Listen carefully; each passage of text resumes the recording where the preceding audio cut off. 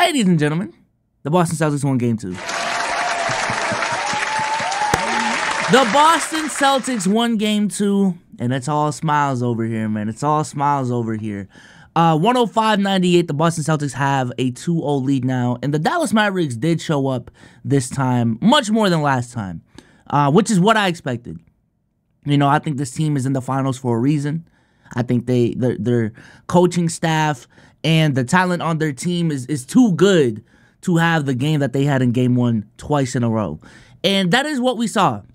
Much closer game, 105-98, like I said, with the final score. Now, there were points in the game where the Boston Celtics were up by 14. And if you look at it, a majority of the game, the Celtics did have the lead. A majority of the second half, the Celtics did have the lead. But, you know, the first 30% of the game, the Dallas Mavericks were playing pretty good. They got it up to 7 at one point. But nevertheless, we just kept on pulling it through. We just kept on going. We just kept on executing. And by the end of the game, the Boston Celtics did win pretty comfortably. Over here. With that being said, though, if we look at the Dallas Mavericks, a much better game in terms of getting their role players involved, right? You know, Luka having 1 assist was crazy in Game 1. He definitely did not have that this time. He had 11 assists, 10 more assists. And that primarily has to do with his role players just hitting shots. You know what I'm saying? Just hitting shots. Right? Derrick Jones Jr. had 11 points this game. P.J. Washington had 17. Daniel Gafford, much more impactful, 13. You know what I'm saying? Kyrie Irving, though. I did not expect 2 bad Kyrie Irving games to start. Has Kyrie hit a 3? Has Kyrie hit a 3 in this series? Because Kyrie was 0 of 3 in this game. And if we want to go back to Thursday, Kyrie Thursday, I don't think he had a 3. Yeah, Kyrie was 0 of 5 in Game 1. And then 0 of 3 in this game. Kyrie Irving is 0 of 8 from 3 in this series so far, in the first 2 games. And I'm going to keep it a stack. If Kyrie Irving is playing to the tune of not being able to hit threes, oh, this is going to be a short series. A shorter series than I already imagined. I'm going to just keep it a stack. I am just going to keep it a stack. Derek Lively had 2 points, 7 rebounds, 3 offensive, though, along with 2 turnovers. I ain't going to lie, bro. Derek Lively, the way the Celtics are playing, Derek Lively damn near looks unplayable out there, bro. Derek Lively, and maybe it's just an experience thing, but nah, it's not looking good for D-Live out there, bro. Not looking good for D-Live. And maybe it's just a matchup thing. Maybe it's just the Celtics truly just running laps around the Dallas coaching staff. But nah, D-Live does not look good out there. Maxi Kleber also doesn't look good out there. He was the big in foul trouble this game. Last game it was Derek Lively. This game is Maxi Kleber. He's also not making shots as well. He was 0 of 4 from the field. Josh Green was 1 of 4. Jaden Hardy barely played with 2 minutes. And Dante Exum got some tick, and he did hit a 3. But that's about it. He had an assist. He had a rebound.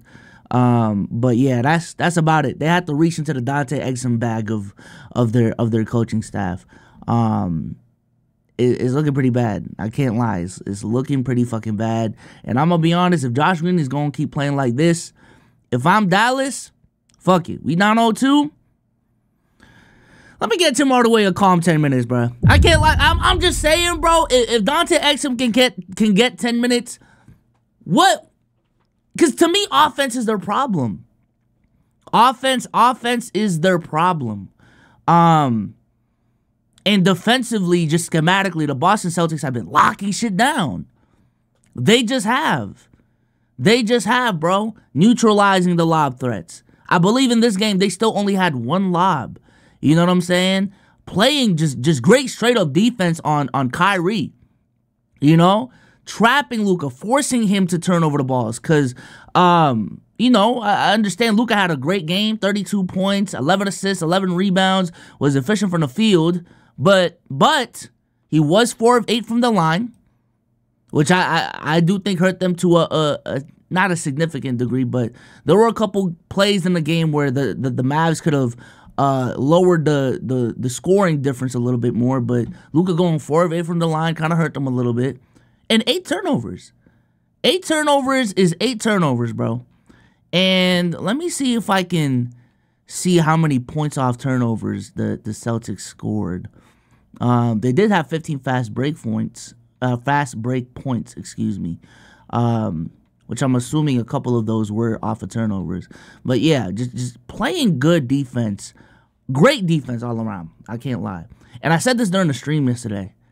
I think there was a lot made about Minnesota's defense being all-time great in the second round with how they played against the Denver Nuggets. And I do think because of how many bigs the Timberwolves have, I still think defensively they were the best matchup for the Denver Nuggets, right? Defensively. However, what I would like to pose y'all in the comment section down below is whose defense is better between Boston and Minnesota.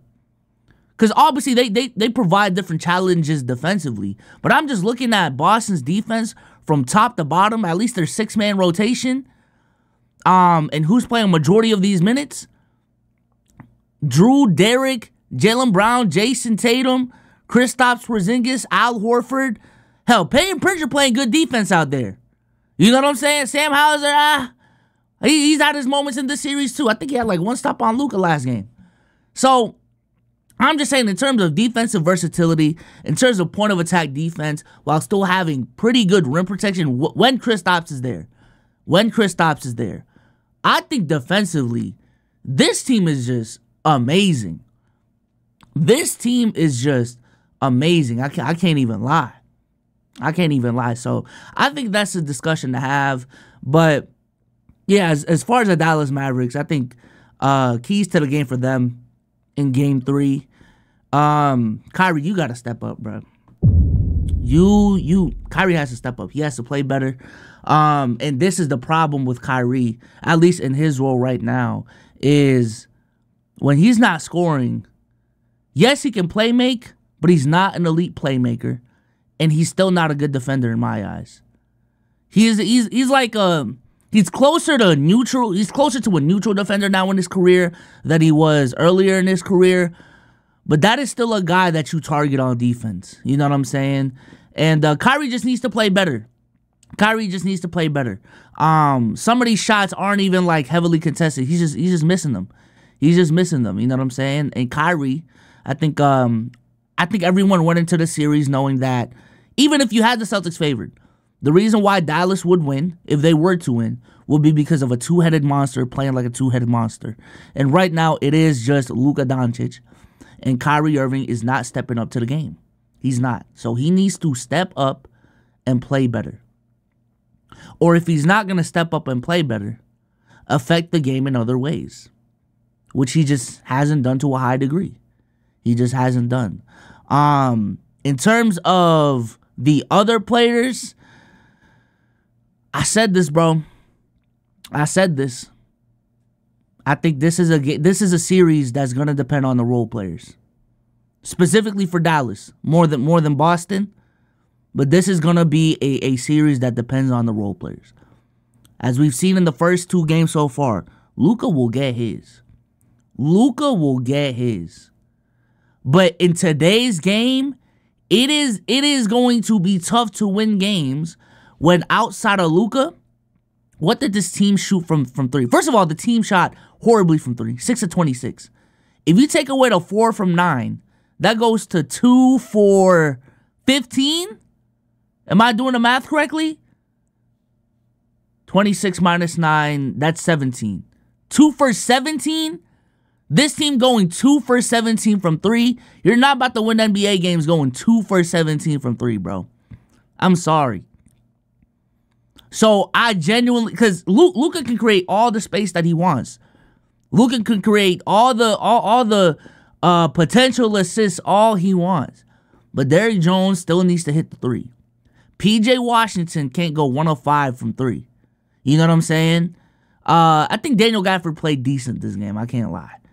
Kyrie Irving can't go 0 of 3. Maxi Kleber can't go 0 of 2. Josh Green can't go 0 of 3. Like, these things cannot happen. Cannot happen. So the Dallas Mavericks better come up with a better game plan. better come up with a better game plan than playing chess. Playing psychological chess. Talk about JB being the best player on the other team and things of that nature. All right. So, going over to the Boston Celtics, another great team performance. Another great team performance. Right? I'm going to be honest, actually. Was it great? It was good. It was good. It was good. I think, again, these first 2 games, I'm going to keep it a stack. Offensively, this Celtics team hasn't been playing amazing. I'm going to keep it a whole stack. I think a big portion of this game, of these 2 games, has been how good Boston has been defensively. Because look at this game, bro. 45% from the field as a whole. They shot 10 of 39 from 3. You know what I'm saying?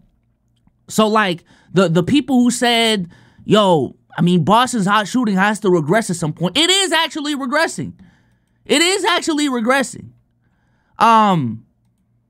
But they shot 10 of 39 from the field and still had a pretty comfortable lead for a majority of this game. And I think a majority of that has to do with the fact that they're playing so well defensively that the margin of error is just bigger.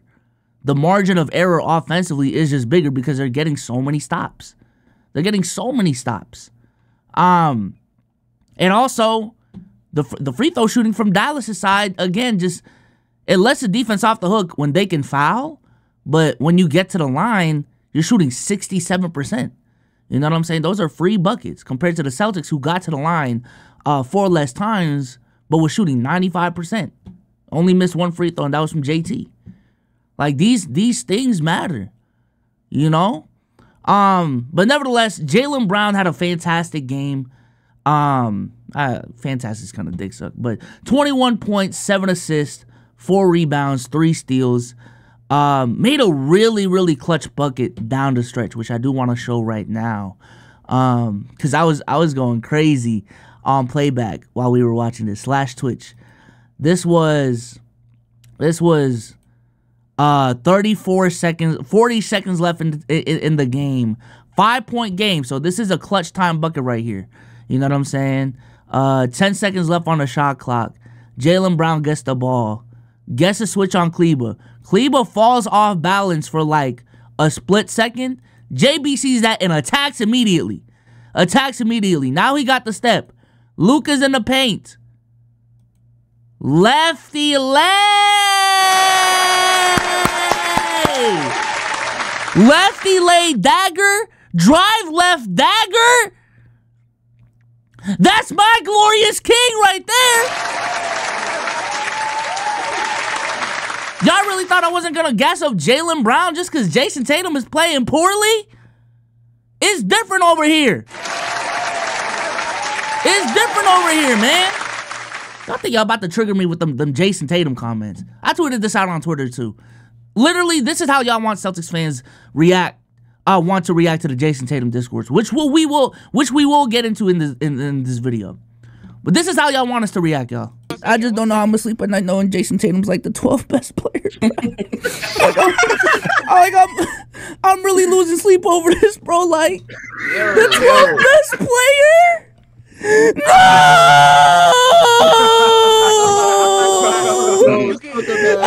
Oh, no, not my glorious king. Is that what y'all wanted? Is that what y'all wanted? Apparently. Listen. I don't know. Apparently. Is that what y'all want? Is that what y'all want, chat? Is that how y'all want these conversations to go? I'm just glad these are the conversations we're having right now, bro. If the debate that the timeline is having is who's winning Finals MVP, then boy, the goalpost is fucking moved, right? In the best way possible for me. If the conversation now is gassing up Jaylen Brown after all the slander that he got last season, and I'm not gonna act like I wasn't a part of it too. Boy, the goalpost has moved for the better. I love it. Let's go ahead and look at the rest of the team. Let me address the elephant in the room. Jayson Tatum. I'm not gonna lie, I thought you were gonna have a better game than this, man. I didn't think you were gonna have a worse game than 6 of 19. And to be fair, is this technically worse than the last game? I don't know. I don't know. I'll leave that up to y'all. So just to refresh what he put up on Thursday. Game one, Jayson Tatum was 6 of 16 from the field, 3 of 7 from 3, had 11 rebounds, 5 assists with 6 turnovers. And in this game right here, let me go back. In this game right here, Jayson Tatum was 6 of 22, right? Was 6 of 22. So less efficient from the field, less efficient from 3. I believe the free throws is about the same. Did he grab more rebounds? Hold on, let me go back, y'all. Okay, he grabbed more rebounds in game 1, but it's 9 to 11, or 11 to 9, excuse me. Had 12 assists in this game with only 3 turnovers. So I guess you'll be the judge of which game he was better. But nevertheless, still inefficient from the field. Let me say this about JT, bro. I said it in the last video, and I guess I'll just say it again. I think Jayson Tatum has not played great, but I still don't think he's played bad. I'm sorry. I cannot look at a guy giving me good to great defense, giving me playmaking on the offensive end, making the right reads on the offensive end, making good decisions on the offensive end, and say that he's playing bad. I'm sorry, I can't.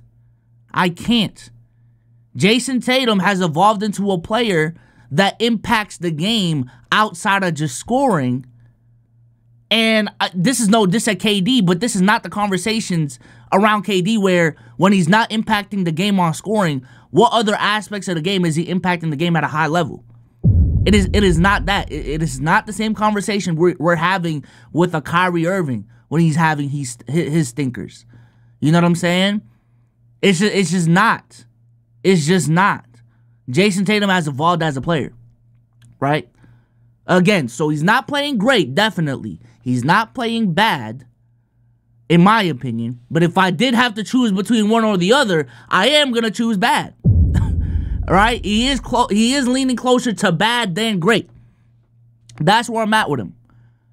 But again, I don't want to watch all the field goal attempts right now because for copyright reasons.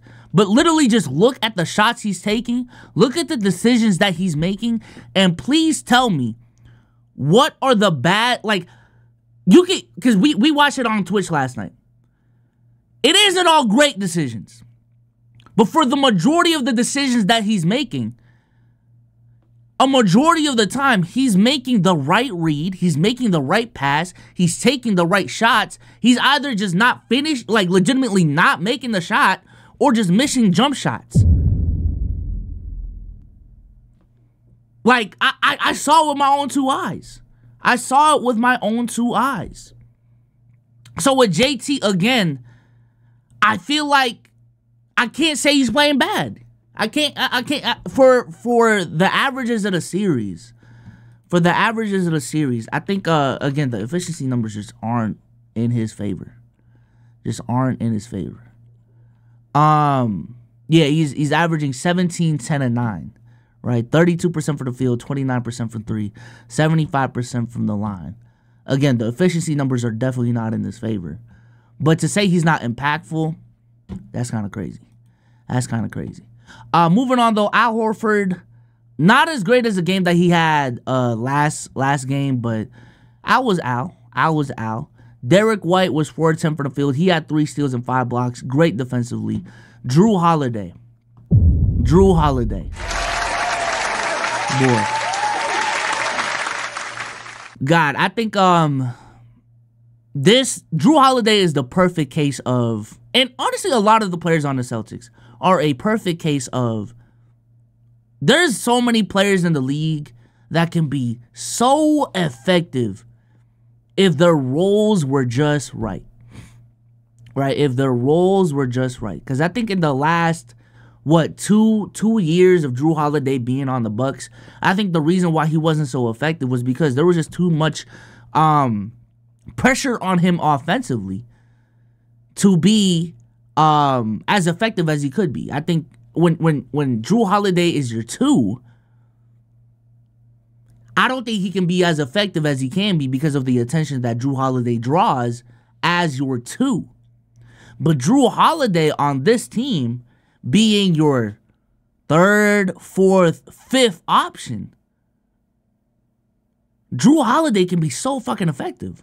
When all of his attention damn near is on the defensive end, and all he is on the offensive end is a play finisher, spot up shooter, dump off guy, in the dunker position, you know, like getting transition buckets. He can still put the ball on the floor here and there too. You know what I'm saying? So Jrue Holiday, I think that part of his game, he got 4 offensive rebounds this game too. Jesus Christ.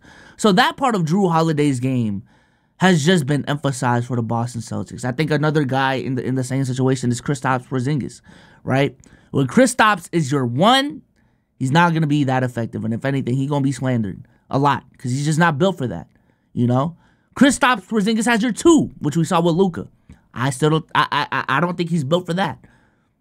But Kristaps as your 3, maybe 4 on different nights. He can be a 2 on other nights too. But primarily being a 3 or 4 option, oh, it's cooked. And I think in this game, he only played 23 minutes. So he was on a minutes restriction. 12, yeah, he still was 4 of 7 from the field. Didn't hit a 3 though. Didn't hit a 3.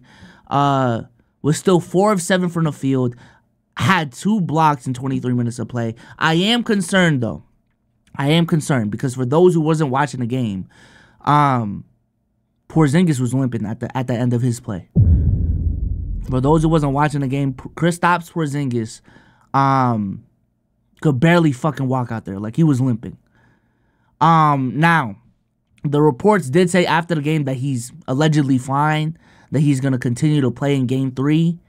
But I'm going to keep it a stack. It is the NBA Finals, so I guess, yo, everyone, all hands on deck.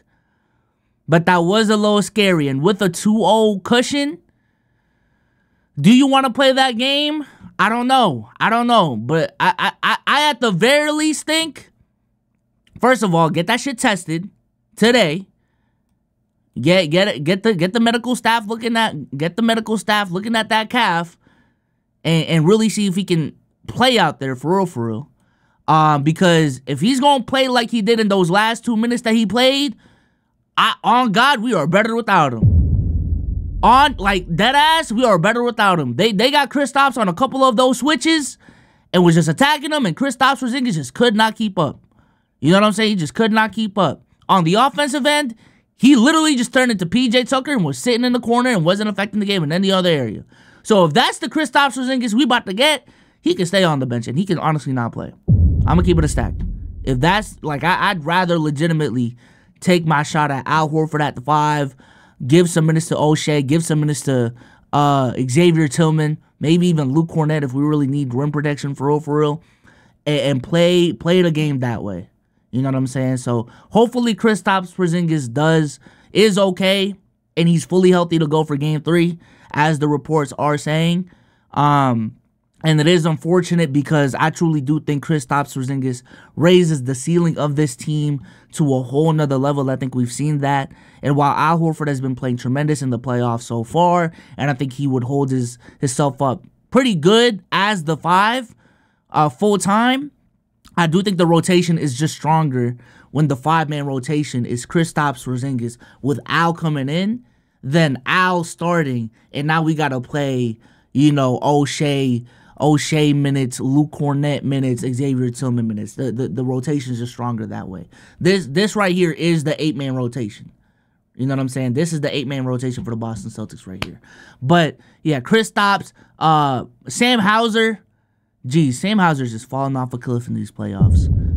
After the Miami series, Sam Hauser's just been playing like cheeks, bruh. He's just been playing like cheeks. And then Peyton Pritchard.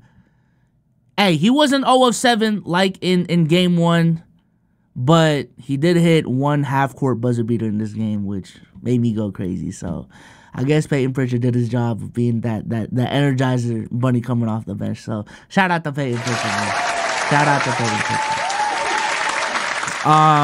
But yeah, going back to the JT shit, bro. As much as I want to throw him bail, I legitimately think the reason why game one, even the Mavs came back, I think the reason why this game was closer than what it needed to be was because JT's shot just wasn't falling. I legitimately think Jayson Tatum takes these exact same shots, and he doesn't even need to go, like, crazy. If this is just 10 of 22, if this is just 10 of 22, that's at the very least 8 more points on the board. Couple of them, maybe threes. This game, maybe this 14-point lead, this may have been 17 at one point. You know what I'm saying? Maybe this margin of comeback right here, maybe that shit doesn't happen. You know, or maybe this point right here where the Mavs got it down to 5, maybe that shit doesn't happen right there. You know what I'm saying? So JT, you definitely got to play better, and he said it as well. Came out of his own mouth. He has to shoot better. So Celtics fans trying to throw him bail, don't, because he's not even throwing himself bail. You know what I'm saying? We can still acknowledge that he's affecting the game in other ways, but it just is what it is. As far as my confidence level in this series so far, like I said in the last video, I was honestly leaning towards the Celtics in 5, where they split the home game. I thought it was going to be game 1. They won game 1, you know, so maybe it was game 2. But now that we're actually up 2-0, I'm still sticking to the pick that it's Celtics in 5. We split the road games and close it off at home. But don't let us get another one, man. Dallas, that loss better come next game. I'll be here for it. I'll be here for it, man.